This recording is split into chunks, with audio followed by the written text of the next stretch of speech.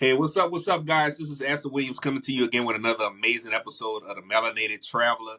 This one is special. First and foremost, happy Black History Month. You know what I'm saying? Happy Black History Month, man. It's absolutely amazing to have this platform. Y'all already know, like we like to inspire the diaspora to travel the world. We have amazing guests that I'm about to announce to y'all here shortly, but we just wanna share our truth. We want these planes to be filled up with us. We want to go to these amazing destinations. We want to have the ability to have the potential to live abroad, to be able to navigate, this world. And that's why we have this platform. So without further ado, I have a special guest. First and foremost, this episode is special. So for those that have been following the show for a very long time, this is episode number 40, right? The Big Four. And if you know anything about the podcasting game, you know, 9 times out of 10, most people don't get past 5 episodes, right? So I just want to share to y'all, to my listeners that and my viewers that y'all are the reason why I keep going and why this platform is in existence. And I truly appreciate the support. I truly thank each and every person that has ever listened and ever watched the show. And we're gonna keep moving. This train gonna keep rolling. We're gonna keep moving, we're gonna keep pushing. So I just wanted to share that. Number 40, man. 40. We moving on. But I got an amazing guest in the building. First and foremost, how you doing today? I'm feeling really well. First of all, happy Black History Month and congratulations on your 40th episode. That's amazing. Thank you, thank you, thank you, thank you. So I have Miss Asha Farrah in the building, aka Mexpat Dreamers. Yes. We gonna dive into it, but I just gotta give you a bio. I gotta give you your flowers first. Thank you. First and foremost, anybody that I get in the show, I'm a fan. I love your content. I love everything that you stand about. We're gonna dive deeper into it and as to why you got this platform and this business started in Mexico. But I'm absolutely excited to dive deeper into it. But before we get into what I call the meat and potatoes, let me share a few things about Asha. All right, so Asha is an expat, and she's also a legal resident of Santiago de Querétaro, right? Querétaro. Querétaro. How you say it? Querétaro, Mexico. Yeah, you said Okay. it really well. All right. Thank you. Thank you. I'm practicing my Spanish. I'm intermediate right now. I'm intermediate. But she is originally from I don't even have to say New York. All I gotta say is Harlem. I'm That's from it. Harlem. That's it Yeah. right there. She's from Harlem, right? So if y'all know anything about Harlem, some just legends have come out of that town and come out of that city. She's traveled to over 30 countries and she's touched 5 continents. And her mindset is she always had the desire to, want to travel abroad. She had, you know, just daydreaming about being in a different country, speaking a different language, through, living through, and experiencing through culinary experiences and also, you know, just creating memorable experiences around the world. After traveling to nearly probably about a third of Mexico over the last 15 years. Her decision to move there was easy, after traveling through different parts of Mexico and navigating through it. And I think that social media like starts to glamorize becoming an expat, but they don't actually show the steps of becoming an expat, which we'll dive deeper into it. Nobody really lays out any logical steps into how to become an expat and how to become a nomad. So moving abroad, can be challenging, but we're talking to Asha. She's one of those people that can provide solutions for y'all as y'all keep listening and watching. So this is why Asha created her company, the Mexpat Dreamers, to empower aspiring expats to design an intentional life of making a living, making living abroad a reality, right? She offers one-on-one consultations, discussions. She has developed discussion series to have deeper conversations about how can you make that possible. And then last but not least, she also tailors relocation services to your lifestyle because everybody has a different lifestyle. So she tailors that to you, which is absolutely amazing. So without further ado, I want to welcome Asha Farrah to the show. Thank you so much for that. I did all right on the intro. Yeah, you did all right. Yeah, so let's dive into it. And you probably get this question a lot, but I gotta ask because I think it's certain areas of Mexico that has a stigma. I think it's certain places, but just Mexico as a whole has a stigma or a sense of the country being so dangerous that, oh, why would you go over there? What made you choose, like, 15 years of navigating through Mexico? What made you decide that? What made you fall in love with Mexico? Let's start there. Yeah, I'll jump right in with that. That's a great question. For me, I chose Mexico because it's one of the richest countries that I've ever traveled to. And so we all know rich means something different. For me here, it's very rich spiritually. The landscape is very rich. The culinary scene is very rich. It's very diverse here. The history is very rich. And upon traveling to so many places, when you find a rich place, you can't turn away. So I'll go back. I had the typical college experience. I came here for spring break, Cancun, right? 19, 20 years old. I'm like, okay, this is what people do, beaches, parties. Luckily for me, I booked a day trip to Chichen Itza. So I was able to check out one of their pyramids. And I think that's when everything changed for me. Because I think what they told us or tell us present tense about Mexico is the danger, the unsafety, beaches, parties, right? That's all you know. And you only know a few places, Cancun, Cabo, and Mexico City, right? But what we don't know is Mexico has 32 states. It has 32 states. It's a very large place. You think about in comparison to the US, do you have unsafe places in the US? Absolutely. Do you have areas in the US? Like, for example, for me, I lived in Washington, D.C. prior to moving here. There were parts of Washington, D.C. where people said, look, after 7, I wouldn't slide by there, right? Like, you from New Facts. Orleans, I'm from New York. We know how the game goes. But out of 32 states, there are many, many safe states and safe cities here. For example, I live in beautiful Santiago de Querétaro. That's a city in the state of Querétaro, one of the safest cities. Another place, Merida, is one of the safest cities in Mexico. So safety is not going to be an issue here for expats. And the reason why I say that is because I've traveled to 16 of the 32 states. So that's 50% of Mexico. I have not had an issue, but you know what I have noticed? I've noticed the same things. Mexicans are very warm. They're very kind. They're very welcoming. They want to share their culture with you. And so some of the places in Mexico that may have issues around safety are going to be border states. And those are not states, if you're an expat, that you would ever consider living. You don't have the Spanish to live there. There is not the lifestyle for you to live there. So I tell people, do not allow safety to be an issue for you in thinking about relocating to Mexico. And I hope that was clear. No. I got it. Well, one, I just want to double back to one thing for somebody that may be new to listening or may not have the knowledge is so she brought up about the Chichen Itza. For those that don't know, the Chichen Itza is one of the 7 wonders of the world. Correct. So I recommend, normally people first, first city in Mexico is Cancun. But for Yep. those that don't know how to get to the Chichen Itza, it's about, I would say, about 2.5 hours away from Cancun. Yeah, and they have a lot of day tours set up that you can take as soon as you arrive. If you're at a hotel, if you're at an Airbnb, you can kind of set something up. And it is a day tour. So you don't want to have any other plans. They pick you up very early in the morning. You go, there's other stops along the way. You get to learn about the Mayan culture, which is extremely rich. And so there's so, again, I go back to that history, right? Because again, when we think back growing up in the US, you said New Orleans, I said New York. There was not a lot of Mexican history that we learned about, right? Some of us know a little bit about the Mayan calendar, things of that nature, but there's more to that. There's indigenous cultures here, there's Afro Mexicans here. There's a lot to learn about Mexico. You know what's crazy, and I said this off the record. I'll say it on live, y'all. I'm a little ashamed being from Louisiana, and I never touched Mexico yet. Like, it's crazy. Shameful. It's crazy. But It's absolutely crazy. And the reason now why we I brought locked that in, up, so you got to come to Mexico. I got to come. And the reason why I brought that up is because, like, just Louisiana as a whole, like our culture, like the Creole culture, gumbo, Yep. mostly all of our culinary dishes, has some type of Spanish influence, Spanish and African from the Congo, South Africa, Right. East Africa, all combined into some of these dishes that people love. Shout out to my city. We got the Super Bowl. We got the Super Bowl this year, man. Shout out. I don't really, if I had to choose between the two, I'm a Raiders fan, so I don't want the Chiefs to win. So shout out So to the we going with Eagles. the Shout out Eagles. to the Chiefs too for making it. Y'all enjoy yourself and y'all be straight, man, out there. But get back to it. So, like, outside of Cancun, like, when did you start it?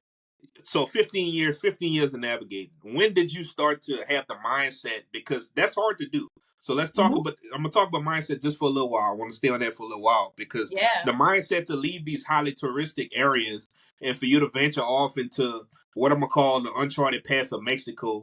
Yeah. How did that mindset? Like, how did you get there? Did you take a few trips like consistently to Cancun, and then one day you decided to travel through different parts of Mexico, or you just started navigating through that? So that's a good question. Mindset plays a large role when you're a traveler because I think your mindset is that you have to be open, right? We agree with that. You have to have an open mindset because you're going to experience something that's completely different. And I always say more than that, your mindset allows you to know that when you travel or live abroad, you got to be open to experiencing a different version of yourself. Traveling unlocks different versions of yourself. So your mindset is going to shift. But back to your original question, another thing that's fantastic about Mexicans are their pride, right? They have great pride. So when they are from different states and you meet them somewhere, so I'm in Cancun and they're like, you should come to Puebla. Puebla has the best food. Or you should come to Baja California Sur because we have better beaches than Cancun. That opened me up because it was like, oh, wait, mentally, from a geographical standpoint, I'm like Cancun, Mexico City, and Cabo, right? Because that's what we're taught. Yep. I started meeting people and I'm seeing they're telling me about other places in Mexico. So I start slowly but surely. I do places like Mexico City, places that we have familiarity with. I go there, I go to their museums, I learn more about the culture. I'm like, I got to go to these other places where the culture is.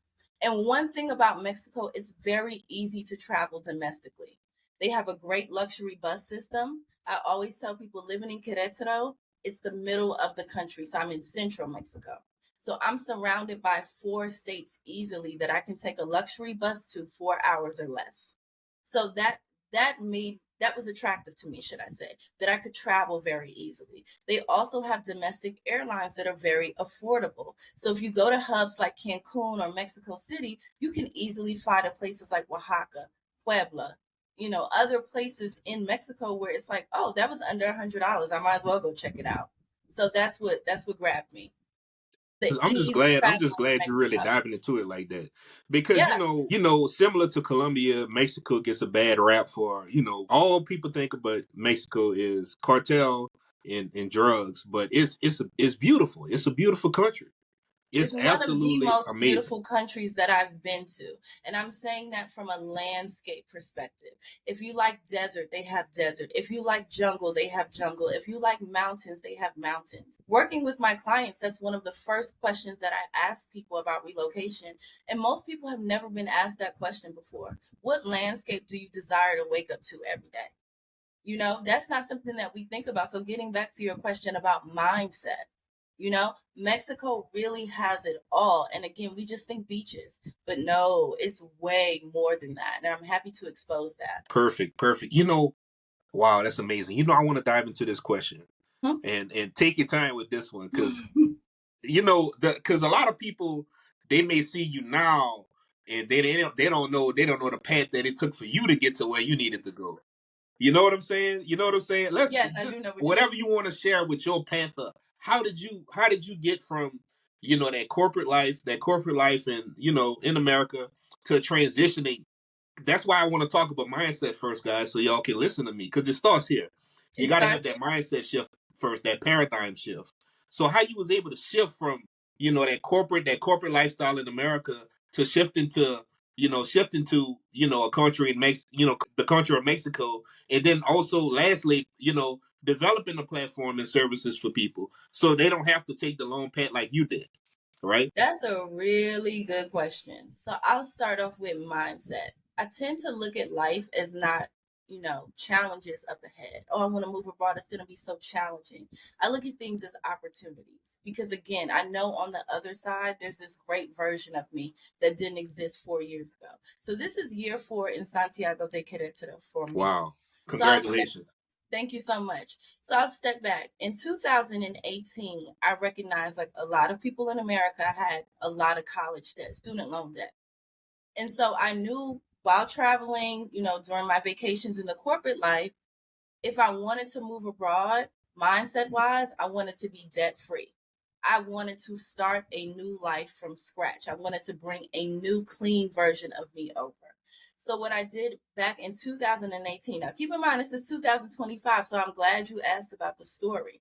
I went to my spouse and I said, we both have corporate jobs living in Washington, D.C.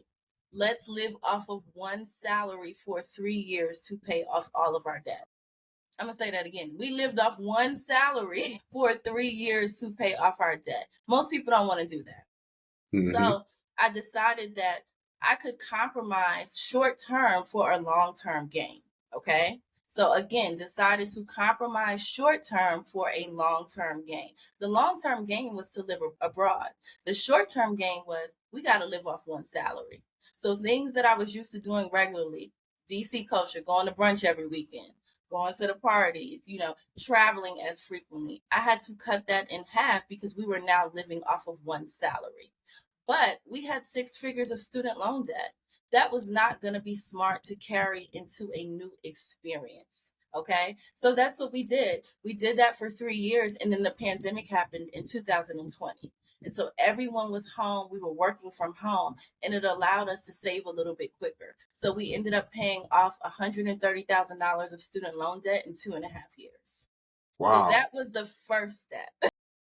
Hold on. That's a bar. I need you to say that again. How much? $1,000 in 2.5 years. I tell people you gotta want it. And when you want something, you have to have discipline. And if you have discipline, you gotta be willing to make a sacrifice, right? How could I still live the lifestyle I was living in DC and then expect to just somehow pop up on a beach in Mexico? That's not how it works. That's not how it works. So I Facts. had to get my discipline together, and that's what we did. We lived off the one salary for 2.5 years. And after we paid off that student loan debt, we continued to live on one salary. So we built up our savings for when we relocated to Mexico because we Wow. both knew that we would be entrepreneurs, and we all know, entrepreneurship is tough. It is. It is. Yeah. So you have Trust me. to want it. And I think we kind of talked about this offline, and I'm glad you asked the question. Expat life, digital nomad life, traveling, all of the above is very glamorized right now. But no one wants to tell you that version of me that existed in 2018 that had the mindset to be like, I got to tell my friends I don't want to go to brunch. I got to tell my friends I can't go on a weekend trip. But I am now debt free. So that sacrifice paid itself off.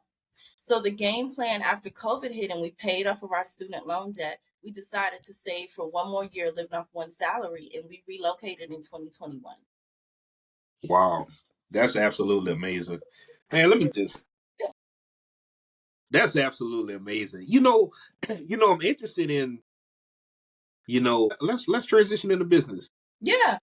Just the navigate, because a lot of people think that some countries are different, but how is the entrepreneur lifestyle, developing a business in Mexico? How was that transition for you whenever you got there? Once you got settled, how was that transition? Yeah, so that's another good question. For me, first things first about entrepreneurship, you have to find out where there's a gap in the work that you're looking to offer, right? So we know living abroad is very popular right now. And so you see a lot of people with services showing you, again, the glamorized life, the Instagram version, the TikTok version. But for me, because I am a traveler through and through, right? I plan all my itineraries. Like I plan everything. And I travel off the beaten path, as you said earlier. So for me, it was like, wait a second. I noticed when I was looking to relocate, there was a gap in coverage. I could find everybody on a beach. I could find everybody posted up at a Mexico sign, but nobody talked about how to obtain a visa legally, right? Nobody talked about how to obtain an apartment legally. When I was looking into healthcare, nobody mentioned that. Nobody mentioned international life insurance. Nobody mentioned that Mexico has a floating currency, which means today the currency could be X and tomorrow it could dip or it could increase. It could be more favorable for Americans or less favorable for Americans.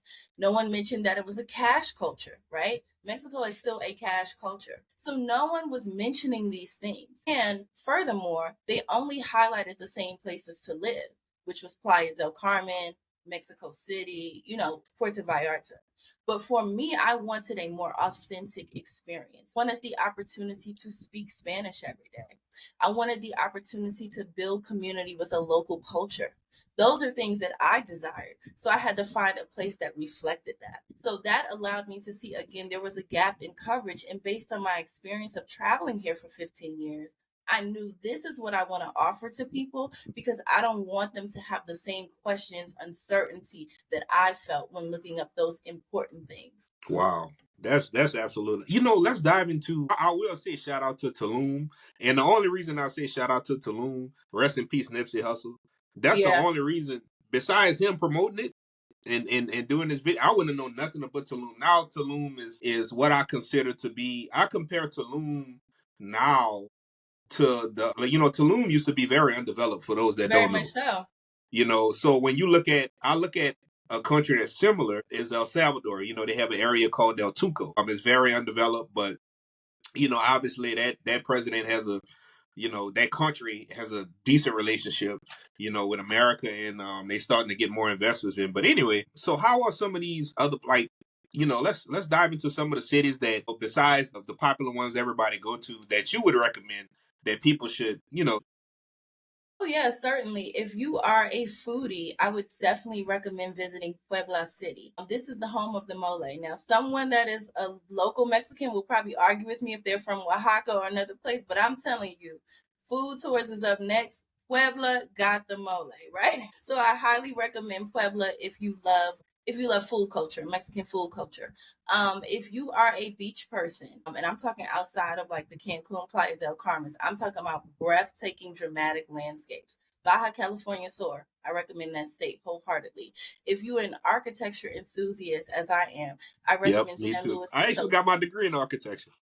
Ooh, well, Baroque architecture is very big here. It's absolutely stunning. I recommend San Luis Potosi. Gotcha. And I certainly recommend my city, Santiago de Querétaro. We have a lot going on here that people don't know. It's one of those under the radar cities. It's become more popular in recent years, certainly. But we have a wine and cheese region. We have a biosphere region called Sierra Gorda that's full of waterfalls, just beautiful nature hikes, sunrise hikes that are fantastic, where you are really on the same level as the clouds and the mountains. I just did that about a month ago. So that's when I say it's a lot to do here. Sports culture is big. We have football, we have American football here, we have tennis culture here. It's so much to get into. The music scene here is pretty big. I did a concert a few months ago. Jay Balvin was here. I think I probably paid like $25 to see him. So we have a lot to offer in Mexico. That's why it's getting back to what you said, mindset. Think about your life. Again, I said DC for me, it was brunch culture, things like that. Be open to something different because different can be better or different can meet the version of you mentally that you're at now. Definitely, definitely. Hmm. What's interesting is so like what are some of your strategies? Not necessarily strategies, but how do you divulge yourself in the culture? And then what are some areas of Mexico where the aunties at, man? Where the aunties and uncles at? No, that's what I'm gonna just get straight to the point. I'm interested because I've read up on a few things just about, a lot of people, especially where I'm from, a lot of people talk about the Great Migration up north, but a lot of people don't talk about the Great Migration down south, Hmm. where ex-slaves, left and went to Mexico. So I think that's amazing as well, to share, so people can have an understanding of like it's the culture is so rich there and it's so diverse.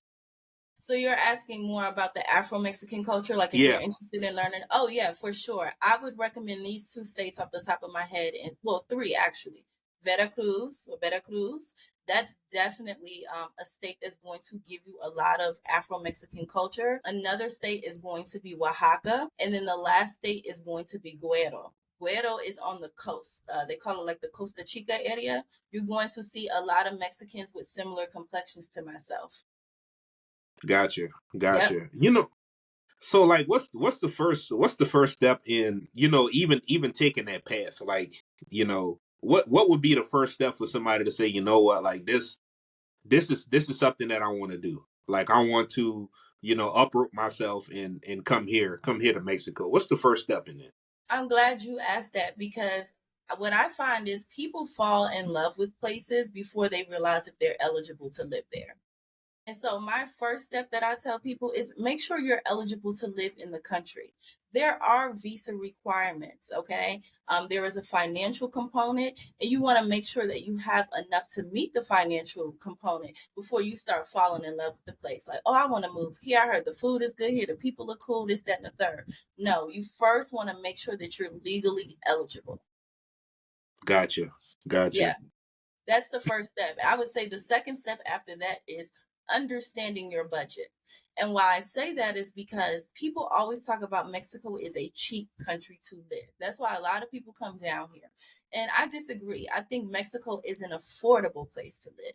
Cheap and affordable are not synonymous, and you have to understand the difference. You can find places in Mexico that have that very, very low budget, but do you speak Spanish fluently? Are you able to immerse in that culture? You know, does that place have an international airport if you need to run back to your family real quick, in case of an emergency?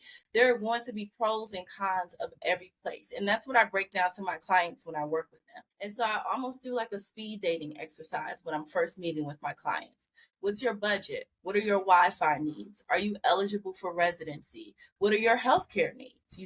If you decide to move somewhere small with limited infrastructure and you get sick, you may have to go to a bigger hospital in the next big city over. So if you're already coming down with some ailments, that's something to think of. Do you have respiratory issues? Because we do have high elevation in some of our cities. Those are things to think about. Do you understand how the floating currency works? Do you want to sign a rent price that you think you can afford, but what if the currency flips and it's less favorable for Americans? So those are the type of things that I ask my clients when we meet. I try to get into the nitty gritty. Yeah, yeah. You got some stuff that I wasn't even thinking about, like elevation and all these. Man, Because the that's city that I live in has a high elevation. Again, Santiago de Querétaro, for your listeners just coming in. And one thing that I was really not aware of is something called elevation sickness. And so what happened was I was living in DC, Washington, DC prior, where the elevation is more flat. And so I relocated here, and the elevation went from zero to hero real quick. And so you feel things like what's called elevation sickness, where you can have migraines or headaches. You can feel a little bit nauseous. It's your body kind of getting used to the new environment that you are arriving in. And for some people, that can be a day. Some people don't feel it. Some people, it can be up to a month. So you want to think about those things before relocating. And again, those are the things we both agree are not really discussed enough on social media. And I think sometimes what happens is most time I meet with clients and I say, do you have any idea of where you want to move? Yeah, I want to live by the beach. That's the first question because it's Mexico. Of course you want to live by the beach. But have you thought about the cons of living by the beach? I'm not dissuading anybody from living by the beach, but are you ready for a prevalent hurricane season? Are you familiar with a lot of mold issues that exist in a lot of the older condos? It's nice when the weather is great, but what about the season when it's extremely hot? Are you prepared for or rainy rainy season. Yeah, are you familiar with the sargassum issue that exists on some of the beaches near Cancun? So I really try to give people, like I said, the pros and cons.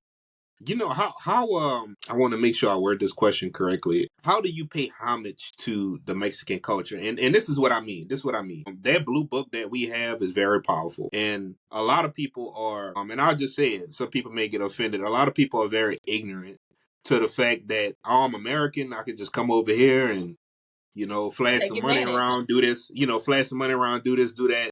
Guys, move here, which you already alluded to, right? Move here, guys. It's cheap, this, that, and the third. But also, we also got to think about, especially like, in our country, right? During those redlining days where, prominent towns are starting to get, populated by different cultures. And what I meant by respecting the Mexican culture is not the fact that, we don't want people to move there. That's not what I'm trying to say. But what I'm saying is when you're there, have the respect to learn the culture, to learn the language. That's kind of what I was trying to This get at. this is my favorite question that you've asked, and I know some people are not gonna like the answer, but I have to be transparent. It's 2025. Gentrification is real in Mexico, and it's really impacting the local community. So let's talk about it. The first thing is you want to show a sign of respect when you move anywhere other than your home naturally. You want to have respect in your home, but certainly when you move to another culture, you want to show a sign of respect. So let's talk about some of those ways to combat gentrification. It happen naturally because you're coming down here with the US dollar. They have the Mexican peso. So you're already walking into a situation where you have an advantage. But you're walking into a situation where this is somebody else's home too, right? So you have to be mindful of that. So the first piece of advice is learn the language. Please learn Spanish. Don't say, oh, I live in Playa or I live in other places where everyone speaks English. That's okay. Learn the language. Number one, you're going to have a better experience here because people of the local community are going to want to engage with you. And you're going to be able to expand your community and meet local friends. So that's number one as a way to combat gentrification. Number two, rent local. Let me tell you what I mean by renting local. You have a lot of people from different areas, Europe, Canada, Australia, even the States, who have brought their currency down, and it's been enough for them to buy a place and flip it into an Airbnb or flip it into a rental because they have the capital, right? So what does that do? They're going to charge you USD prices, you know? So I want people to understand rent from a local family. I rent local. So that means every month that I'm paying my rent, money is going into a local family's pocket. It's not going into a real estate company's pocket. There's not a commission that's, going that way. Okay? Number three, familiarize yourself with the actual cost of living. And I say that because, let me give you an example. If you're renting a 2-bedroom in New Orleans, that's going to be $1,600. And you get out here and you find out you can get a 2-bedroom penthouse for $1,100. You're like, jackpot, I'm saving $500 and I'm getting a better place. Incorrect. You're doing it all wrong and you're contributing to gentrification. What you need to do is actually understand the real value of that place. Because what happens is if you agree to $1,100, the next family that comes behind you is not going to be able to afford that. So you've risen the price of the cost of living for someone else. Okay? So again, we've talked about learn the language, rent local, so we're putting money in local people's pockets, understanding the actual cost of living so we're not rising the price for local. And then the obvious, eat local, shop local, participate in the culture, go to museums, go to exhibits, participate in the cultural festivals, go to sporting events, meet local friends. Man, guys, we could spend an hour just on that topic. We could. It's very important. It's very important for y'all to learn the language. And you know what? Let me just be clear for the Americans out there. Let me just be clear.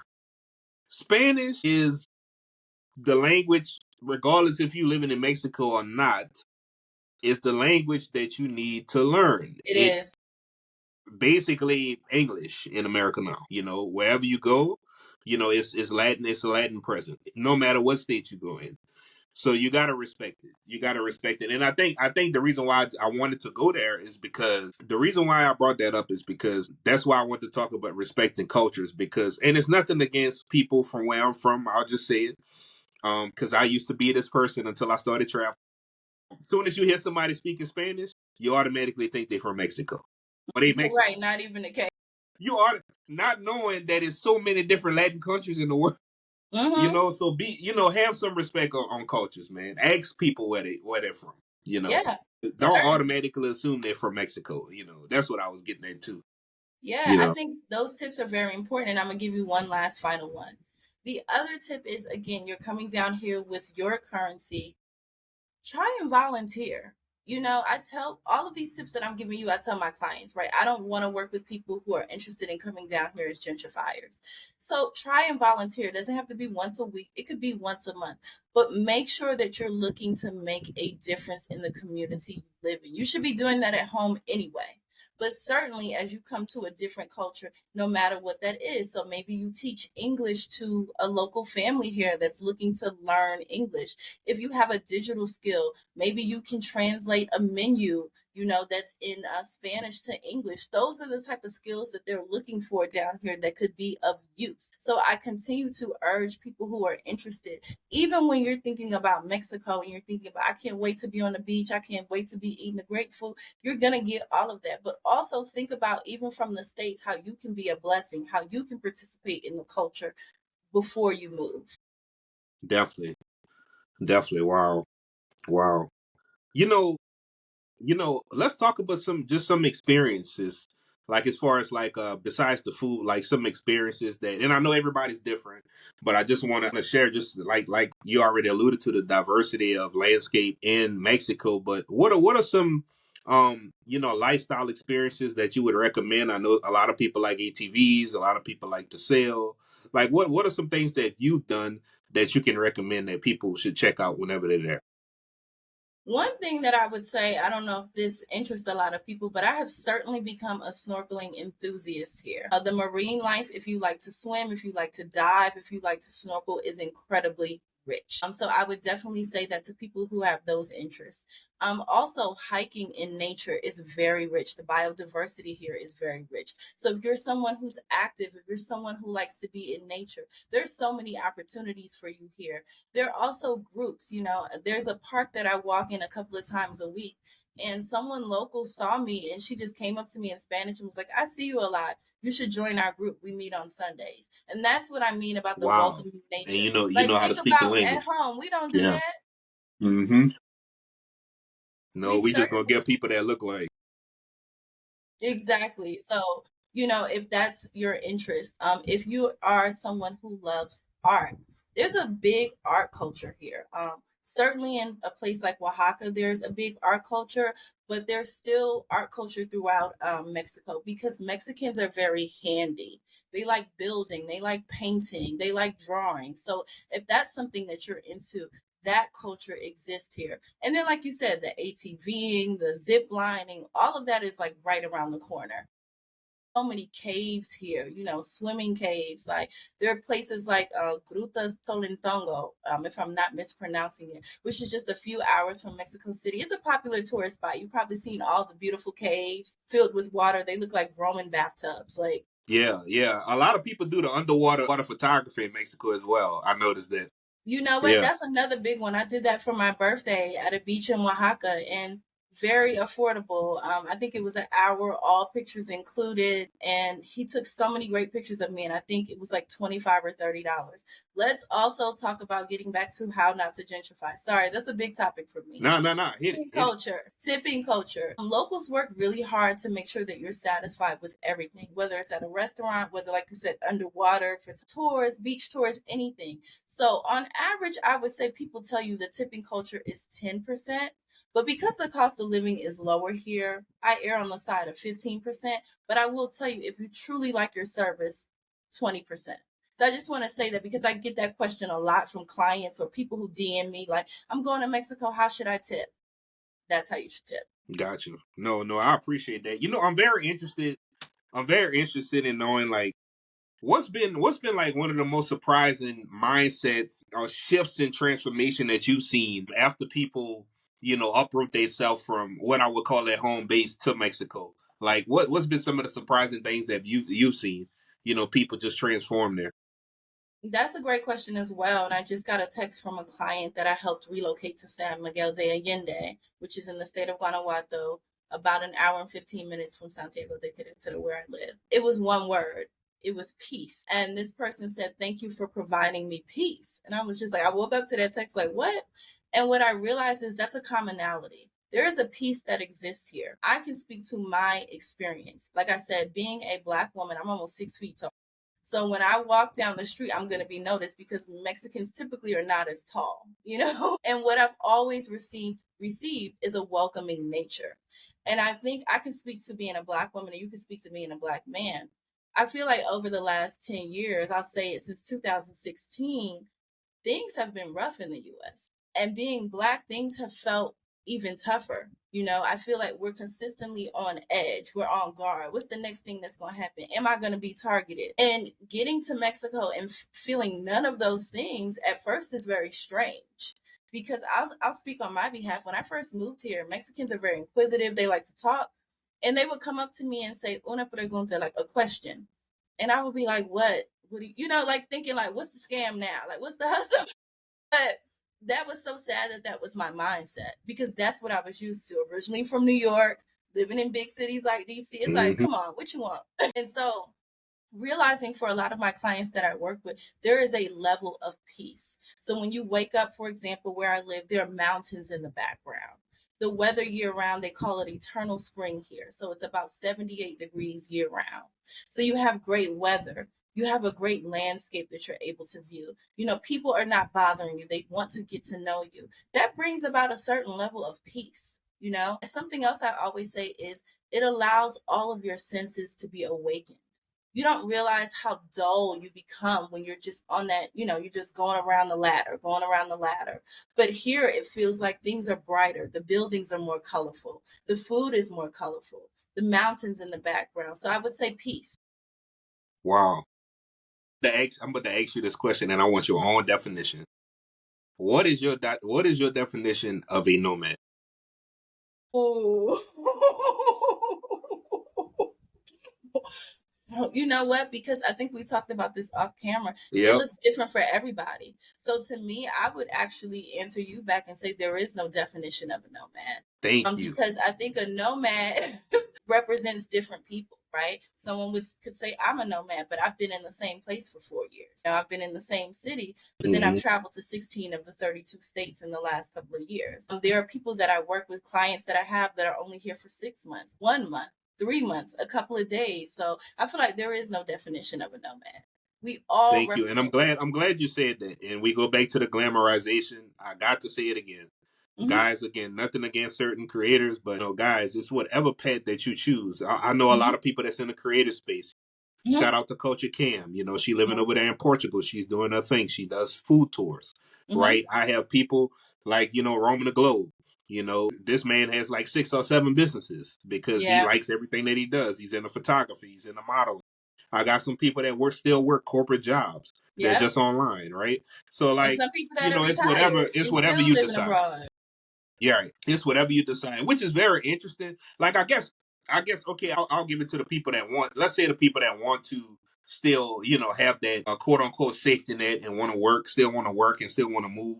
What are like some of your top 3 websites that you would recommend that people can go to and kind of look at, to see what's some remote jobs they can find? Because apparently, COVID was the time where people started traveling, people started to realize that, hey, maybe I don't want to go back to the office. Like, what's some websites that you would recommend people check out? That's a good question. I would say Fiverr is one of them. I meet a lot of creatives in the work that I do here because it's a lot of co-working spaces, not a lot, but a good amount of co-working spaces in Querétaro. So I meet people who are on Fiverr and doing creative work from there.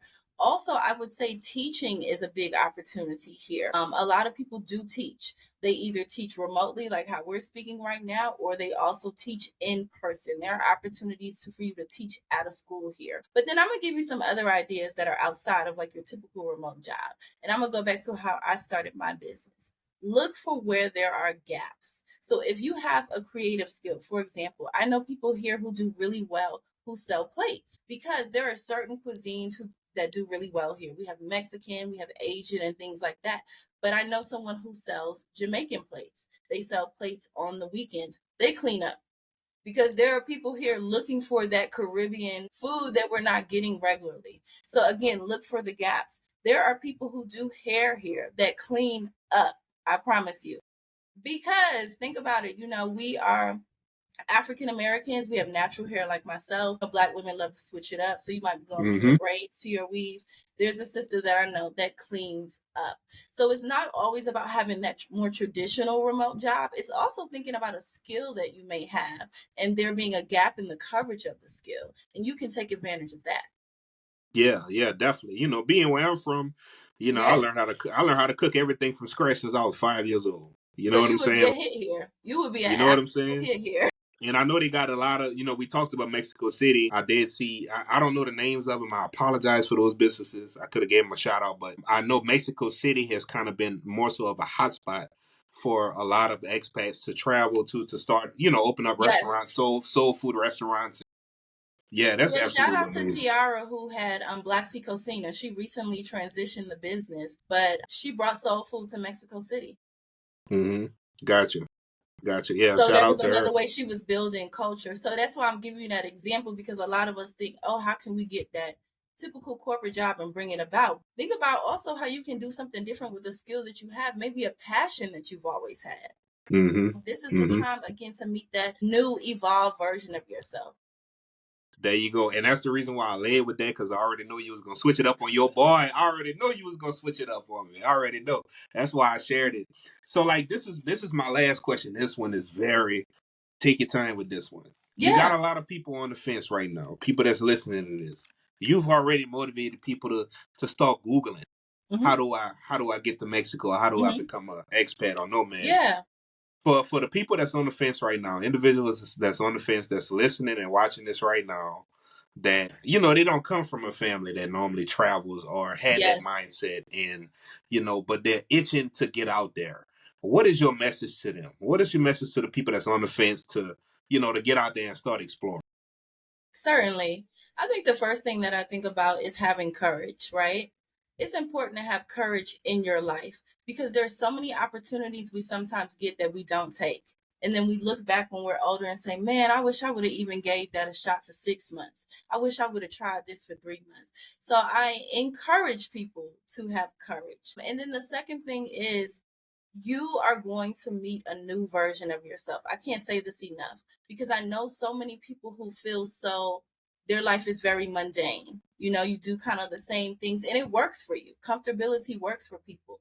But I always tell people there is a version of you that's waiting to emerge. And I think if you just give it a shot, the shot doesn't mean you have to move to Mexico. We got to crawl before we walk, right? Maybe visit and start with a touristy place so you feel safe. Start with a touristy place, but then look for the culture pockets when you're at the touristy place, right? So if you go to Mexico, do like I did at spring break, but maybe take that trip to Chichen Itza, right? Think about things like that. Find the culture pockets. And as you grow within yourself, as you evolve within yourself, as you build your courage, you will feel more comfortable exploring. So maybe expat life is not tomorrow for you or 6 months for you. Maybe it's a slow build, and that's okay too. Because social media makes it feel like you have to do everything at the pace of everyone else. Remember, I started in 2018 coming up with a student loan debt payoff plan, and I didn't get here till 2021. So have that courage and build slowly at your pace. But then get excited for that person that's going to meet you on the other side that you evolve to. And that's awesome. That's awesome. And for those that's out here listening, how can we support you further? How can people follow you? How can people be able to find you and look at your services and everything that you provide? And then secondly, I just want to say it's an honor to have you on the platform. 40 is an awesome number, and it's an amazing number, and divine timing is everything. So it's the reason why we connected, It and I'm is. just so happy to have you on the show and just for you to just share so many gems. But I want to take this time out for you to share out any of your information and how can we support you and follow. Thank you so much. So, as a reminder, my company is called Mexpat Dreamers, MEXPAT, and then Dreamers. And my work is really helping aspiring expats build an intentional life here in Mexico by focusing on the logistical considerations necessary to thrive. And so, again, my expertise lies in helping you find the right location for you to thrive, helping you obtain a legal residency here, guiding you figuring out how to rent legally an apartment, your healthcare. Do you need private or public healthcare? Understanding how the currency works. So I'm really offering you logistical support. I also offer relocation tours. I think no matter how great we talk about Mexico is, you need to come down and see it for yourself. And so if you want to find me, I'm at mexpatdreamers.com. I'm very active on my social media. Check me out on IG, same handle, Mexpat Dreamers. I'm also on Facebook as well, Mexpat Dreamers. And I also want to say congratulations to you again. 40 is nothing to sleep on. I wish you 40,000 more episodes, and I wish you purpose. I wish you to continue to grow your purpose and your passion. Thank you, man. I appreciate it. Thank you so Yeah, much. Well, guys, I hope you truly, truly, truly enjoyed this episode. And y'all know my motto: I'll see you at the top because the bottom is just too crowded. Peace. that was a good episode. Yeah, yeah. What did you So think? I I don't, think I it don't. went really well. Yeah, I don't. Hey, look, it didn't stop yet, but Okay. I hit stop. No, you good. I can edit all this out.